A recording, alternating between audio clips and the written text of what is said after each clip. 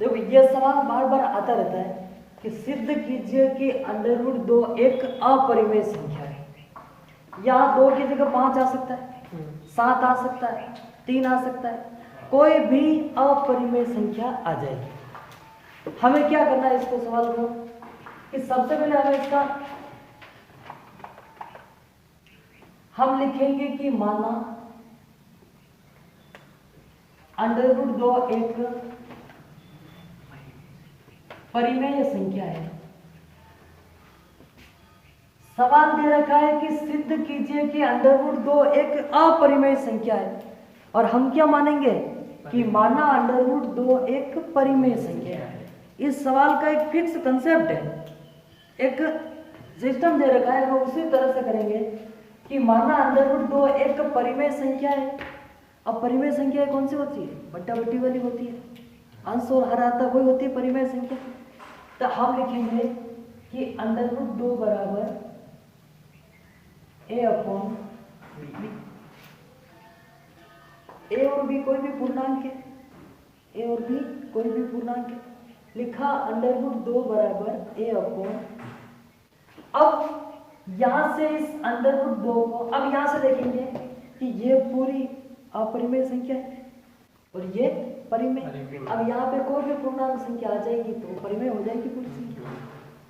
अब हम यह लिखेंगे कि ये b इधर भाग में है, ये इधर गुणा हो जाएगा, तो b √2 बराबर a। अब यह क्या करेंगे, दोनों ओर वर्ग करेंगे, दोनों तरफ वर्ग करने। अब इधर भी वर्ग करेंगे तो b √2 का होल स्क्वायर और बराबर a का स्क्वायर। अब ये स्क्वायर b को दिया तो क्या हुआ b स्क्वायर, और √2 को देंगे तो स्क्वायर से रूट हट जाएगा और केवल कितना बचेगा 2b स्क्वायर और बराबर कितना बचा a स्क्वायर। अब इसको हम दे देंगे समीकरण नंबर 1। अरे यहाँ तक आई बात समझ में? आ रहा है समझ में? देखो अब यहाँ लिखेंगे हम, अब ये 2b स्क्वायर है, ये 2 से डिवाइडेड है, अब इसमें 2 का भाग जा रहा है। हम लिखेंगे 2b स्क्वायर 2 से विभाजित है, तो a स्क्वायर भी 2 से विभाजित होगा। ये 2b स्क्वायर 2 से विभाजित है, तो ये a स्क्वायर भी 2 से विभाजित होगा। अब हम लिखेंगे कि a बराबर 2c। अब यहाँ पे c भी कोई पूर्णांक है, 2, ये जो 2 है वही, a बराबर 2c। अब यहाँ पर भी वही, दोनों तरफ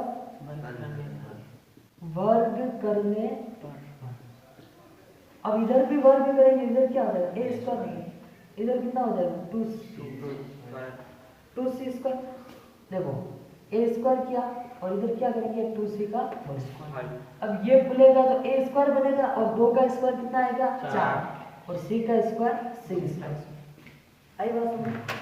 अब इसको हम दे देंगे नाम समीकरण नंबर 2। अरे यहाँ तक आया समझ में? अब यह समीकरण 1 से हम a स्क्वायर का मान उठाएंगे और उसको कहाँ रखेंगे, समीकरण 2 में। समीकरण 1 से a स्क्वायर का मान समीकरण 2 में रखने। अब यहाँ a स्क्वायर की जगह हम कितना लिख देंगे 2b स्क्वायर, तो यहाँ a स्क्वायर की जगह लिख दिया 2b स्क्वायर और बराबर के इधर 4c स्क्वायर है, जैसा का जैसा रहेगा। अब ये 2 गुणे में है, ये वापस भाग में जाएगा, तो b स्क्वायर बराबर 4c स्क्वायर बटावा 2।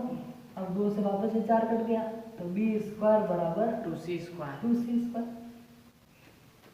इसको समीकरण करते थे। अब ये 2 2c² 2 से विभाजित है, 2c² 2 से विभाजित है, तो ये b² भी 2 से विभाजित 2 से विभाजित होगा। अब एक बात बताइए कि यहाँ पे हमने लिखा कि a² भी 2 से विभाजित होगा, और यहाँ कितना लिखा b² भी 2 से विभाजित होगा। a और b कौन? ये वाले जिनको हमने माना, उन दोनों में हमने किसका भाग देने की बात की? 2 के। अरे a में भी हमने 2 का भाग लगाने की बात की और b में भी 2 का भाग लगाने की बात की। तो ये जो 2 पूर्णांक है, 2 पूर्णांक a व b का उभयनिष्ठ गुणनखंड है। अरे 2 पूर्णांक a और b का उभयनिष्ठ गुणनखंड है। क्यों? क्योंकि हमने 2 का भाग लगाने की बात a में भी की और 2 का भाग लगाने की बात b में भी की। लेकिन यहाँ तो हमने लिखा कि यह √2 एक अपरिमेय परिमेय संख्या, तो हमारा मानना गलत है, हमारा मानना गलत है, और यह √2 एक अपरिमेय संख्या है। बात समझ में?